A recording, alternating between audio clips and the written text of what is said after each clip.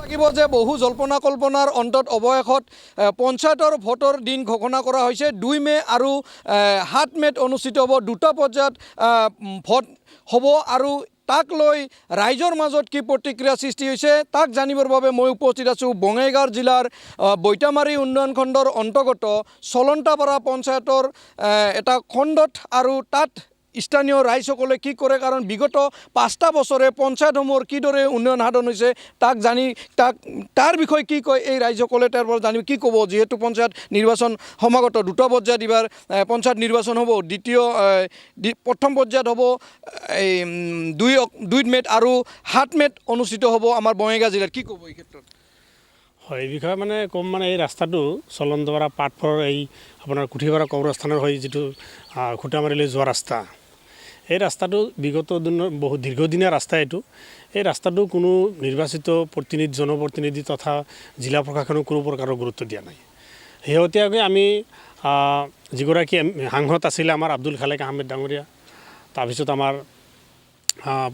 বিধায়ক প্ৰদীপ সৰকাৰ ডাঙৰীয়া আৰু যিসকল পঞ্চায়ত প্ৰতিনিধি আছিলে আপোনাৰ স্থানীয় খণ্ড উন্নয়ন বিষয়া জিলা প্ৰশাসন কোনো বিষয়া বা কোনো মানে জনপ্ৰতিনিধিক আমি এই বিষয়ে আবেদন নিবেদন কৰা বাদ নাই আৰু ইয়াত আপোনালোকে ইয়াৰ পূৰ্বেও আহিছিলে আমি বাতৰিৰ মাধ্যমতেও আমি চৰকাৰ তথা প্ৰশাসনৰ দৃষ্টিগোচৰ কৰিছিলোঁ কিন্তু তেওঁলোকে কোনো কাণসাৰ দিয়া নাই এতিয়া আমি দেখিবলৈ পাইছোঁ পুনৰাই মানে পঞ্চায়ত নিৰ্বাচন দিনবাৰ ঘোষণা হ'ল আমাৰ ইয়াত 7 মে নিৰ্বাচন হ'ব তো আমি এই বিষয়টো সজৰে উত্থাপন কৰিছোঁ যে অতি সোনকালে আমাৰ এই চলন্তপাৰা পাটফৰৰ যিটো ৰাস্তা আছে কুঠিপাৰা কবৰস্থানৰ পৰা খুটামাৰীলৈ যোৱা ৰাস্তা এই ৰাস্তাটো অতি সোনকালে নিৰ্মাণ কৰিব লাগে কাৰণ ইয়াত যিটো ৰাস্তা আপোনালোকে দেখিবলৈ পাইছে ৰাস্তাটো এজাক বৰষুণ আহিলে এককাল পানী হয় কোনো কাৰণত ইয়াত আমি যাব নোৱাৰোঁ ইয়াত আপুনি গাড়ী লোৱাটো দূৰৰ কথা খোজকাঢ়িও যাব নোৱাৰোঁ মানুহ যোৱাৰ কোনো পৰিৱেশ নাথাকে বিদ্যালয়ত অহা যোৱা কৰে বিদ্যালয়ত ইয়াতে হাজাৰ হাজাৰ ল'ৰা ছোৱালী ইয়াতে অহা যোৱা কৰে ছাত্ৰ ছাত্ৰী অহা যোৱা কৰে কিন্তু তেওঁলোকৰ যি মানে ঘৰৰ পৰা ওলাই গৈ যে স্কুল বা কলেজ যে পাব তাৰ আগতে মানে তেওঁলোকৰ যি পৰিষ্কাৰ পৰিচ্ছন্ন কাপোৰ লেতেৰা হৈ যায় বিদ্যালয় বা মহাবিদ্যালয়লৈ যোৱাৰ কোনো পৰিৱেশ নাথাকে তাৰ বিনিময়ত কি কৰিব লাগে ইয়াৰ পৰা 4 কিলোমিটাৰ ঘূৰি আকৌ সেই চলন্তপাৰাত যাব লাগে তো এই বিষয়টো বাৰম্বাৰ সাংসদগৰাকীক বিধায়ক আমাৰ স্থানীয় বিধায়ক প্ৰদীপ সৰকাৰ ডাঙৰীয়া আৰু আমাৰ যিখিনি পঞ্চায়তৰ প্ৰতিনিধি আছিলে তেওঁলোকক বাৰম্বাৰ অনুৰোধ জনোৱা হৈছে দাবী জনোৱা হৈছে লিখিত অলিখিতভাৱে বহুবাৰ জনোৱা হৈছে বিশেষকৈ আমাৰ খণ্ড উন্নয়ন বিষয়া বৈতামাৰী জনোৱা হৈছে জিলা আয়ুক্তগৰাকীক নিজে জনাইছোঁ লিখিতভাৱে অলিখিতভাৱে বাৰে জনাইছোঁ কিন্তু তেওঁলোকে কোনো প্ৰকাৰৰ গুৰুত্ব দিয়া নাই তাৰ বিপৰীতে চাওক চৰকাৰে কিন্তু ঘোষণা কৰিছে চলন্তপাৰাটো আপোনাৰ জৈগিকপাৰ যিটো চিটি বুলি ঘোষণা কৰিছে বা চিটি বুলি যিটো মানে তেওঁলোকৰ ঘোষণা কৰা যিটো মানে কুচকাৱাজ তাৰ ভিতৰত কিন্তু এইটো অঞ্চলো পৰিব সাংঘাতিক কথা এইটো অঞ্চল কেনেকৈ চিটিত ফুৰিব এই বিষয়টো মানে লজ্জা লাগে যে চৰকাৰে এইখিনি বস্তু যে মানে গুৰুত্ব সহকাৰে লোৱা নাই এনেকুৱা নহয় তেওঁলোকৰ দৃষ্টিগোচৰ হোৱা নাই কাৰণ ইয়াৰ ওপৰতে বাৰম্বাৰ বাতৰি কৰা হৈছে আপোনালোকে বাতৰি কৰিছে তাৰ কাৰণে আপোনালোকক ধন্যবাদ কিন্তু চৰকাৰে এই বিষয়ে বা প্ৰশাসনে কিন্তু কোনো প্ৰকাৰৰ গুৰুত্ব দিয়া নাই আৰু স্থানীয় প্ৰতিনিধিত্ব সেই কাম তেওঁলোকে নকৰে ফাঁকিবাজ গোটেইখিনি শেহতীয়াকৈ 1 বছৰ ধৰি যিহেতু পঞ্চায়তৰ কোনো বডি নাই আমি দেখিবলৈ পাইছোঁ বা আমি এইটো অনুমান কৰিব পাৰিছোঁ যে যিখিনি আমাৰ আপোনাৰ কি কয় ডেভেলপমেণ্ট ব্লকৰ যিখিনি বিষয়া কৰ্মচাৰী আছে তেওঁলোকে কেৱল মাত্ৰ লুটিপুটি খাই আছে তেওঁলোকৰ উন্নয়নৰ নামত কোনো কাম কৰি থকা নাই এনে নহয় যে চৰকাৰৰ পৰা কোনো বাজেট অহা নাই তেনেকুৱাতো নহয় কিন্তু আপোনালোকে চাব স্থানীয় ঠাইত কোনো প্ৰকাৰে কিন্তু কাম হোৱা নাই গতিকে এই বিষয়টো আমি জিলা আয়ুক্তক জিলা প্ৰশাসন তথা চৰকাৰক পুনৰবাৰ দাবী আৰু অনুৰোধ জনাইছোঁ অতি শীঘ্ৰে যাতে ৰাস্তাটো আমাক নিৰ্মাণ কৰি দিয়ে এই অঞ্চল হাজাৰ মানুহ অহা যোৱাৰ বাবে যাতে সুযোগ সুবিধা কৰে চলন্তপাৰা পঞ্চায়তৰ 5টা বছৰত উন্নয়নৰ কেনেকুৱা কাম পাইছে আপোনালোকে এইটো পঞ্চায়ত বডি যে এটা আছিলে এইটো ক'লেতো আমাৰ স্থানীয়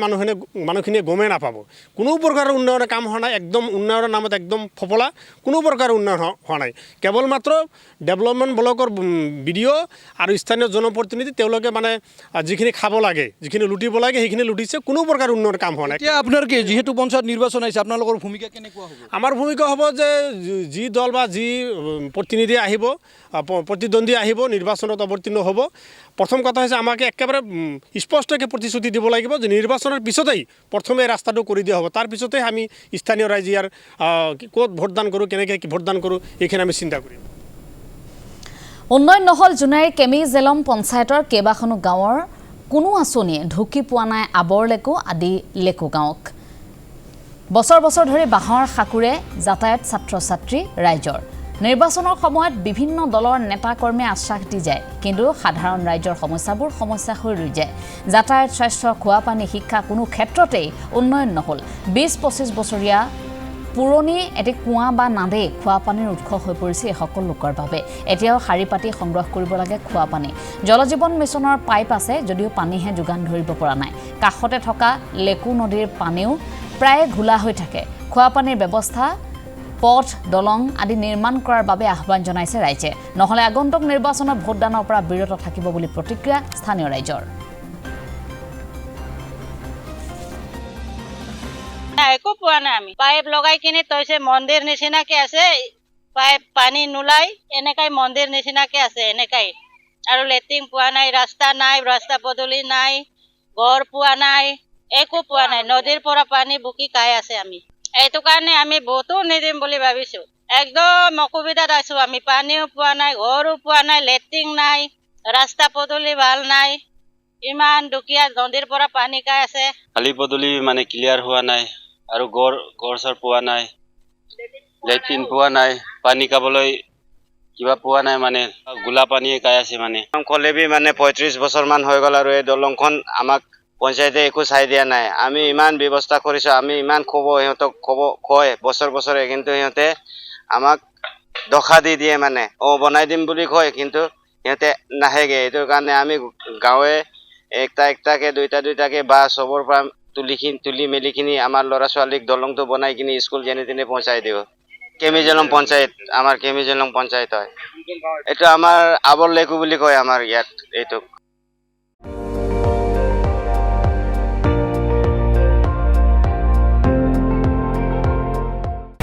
আপুনি চাই আছে ND24 সৰ্বশ্ৰেষ্ঠ নহয় সৰ্বোত্তমৰ দৌৰত